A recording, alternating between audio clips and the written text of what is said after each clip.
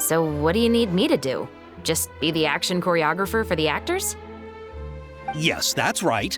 I want to make sure we get all the details right. I want the actor's posture and understanding of firearms to be as realistic as possible. However, I'm afraid this work will require a bit of your time, since you'll have to be present whenever we're filming. Also, as for the pay... No need to say any more. I'll join. Huh? Just like that? Really? You're willing to help us with our humble film project? Sure, it's no big deal. As I said, we've wrapped up our investigation here, so I don't have any other tasks on my plate for the moment. Besides, I personally really like this novel. I even have the collector's edition at home. Stories where justice prevails over evil never get old for me. Then we've got a deal? Yes, I'll see you on set tomorrow. Oh my! I can hardly believe it! I should tell Lady Farina immediately. Oh, and I must tell the prop manager and lighting technician to get everything ready. We start filming tomorrow! Calm down, Xavier. The film is going to take more than just a day to finish. Still, I should also head back now and start preparing the actors' costumes and makeup. Alright, guess that's it for today then. Traveler, Paimon, please stay for a moment. I have something to tell you. Then I'll take Xavier back. Poor thing. He's so excited that he can't even walk straight anymore. I don't want to spend our first day fishing our producer out of the fountain. Yep, see you tomorrow.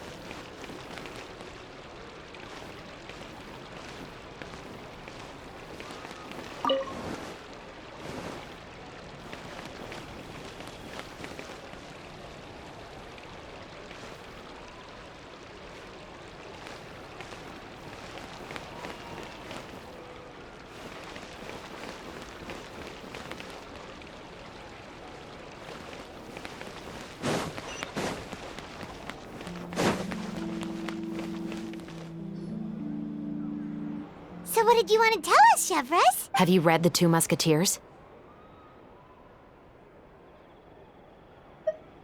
The story is about a pair of children born into the household of a baron and their struggle to survive together and take revenge for their mother.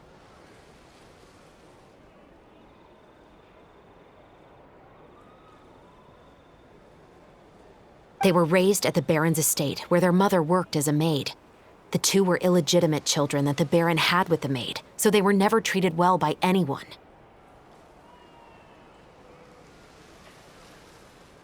One day, upon returning home, they found their mother had been murdered and left dead on the floor.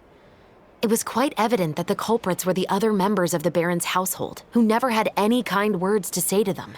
However, the baron was able to exert his influence and keep the whole thing under wraps.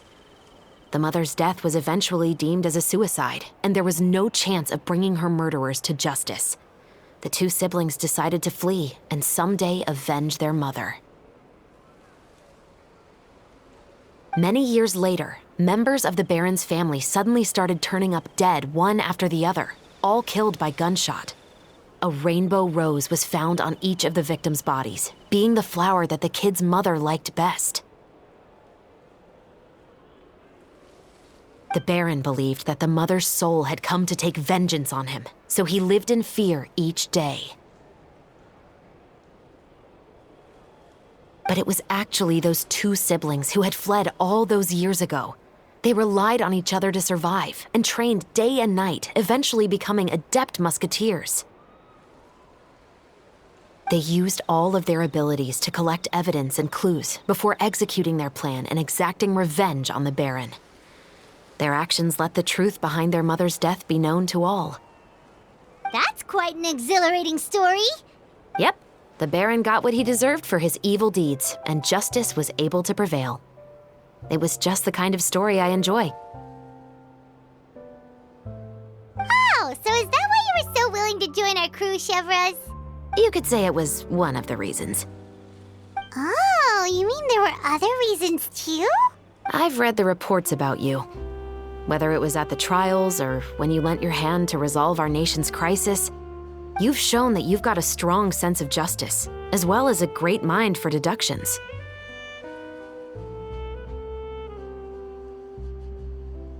Yes, you're as sharp as I expected. It seems you've experienced many similar situations before.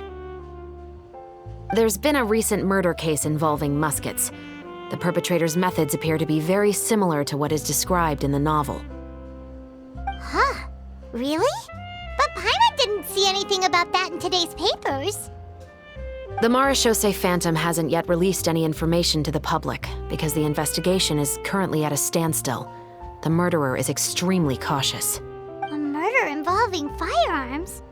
But not that many people use those in Fontaine, right? Impossible. We perform a routine inspection of our firearms and ammo reserves every day. If one of the weapons had been fired, it would stick out like a sore thumb. Besides, I trust the members of my platoon. However... Well, that's all I can disclose about the case today. Huh? What do you mean? I hope you all can go back and get some shut-eye. You can decide tomorrow whether or not you'd like to join the investigation with me. I'm aware this might not be the ideal time to add more to your plate, but the more capable people we have, the better the chances that justice will prevail. Carrying out investigations isn't actually supposed to be our responsibility. Our job is to apprehend the perpetrators. Finding them is really up to the Marechaussee Phantom. I don't want people to see muskets in a negative way, and also, I'm concerned about the similarity between the crimes and the story. You mean they might be connected somehow? I suspect so. Just to make myself clear, this is not an order, nor is it a deal of any kind. It's a request, nothing more. If you two have any interest in the case after we finish filming tomorrow and are willing to assist me, then I would be most grateful. What do you think, Traveler? Yeah, you're right. Paimon's getting a little tired, too. We've really been hustling all day. You'd better head back and get some rest. It's good to keep a calm mind, especially when you're about to make an important decision. Otherwise, when the moment comes, you might end up like that shopkeeper and not even realize that the right choice is right there in front of you.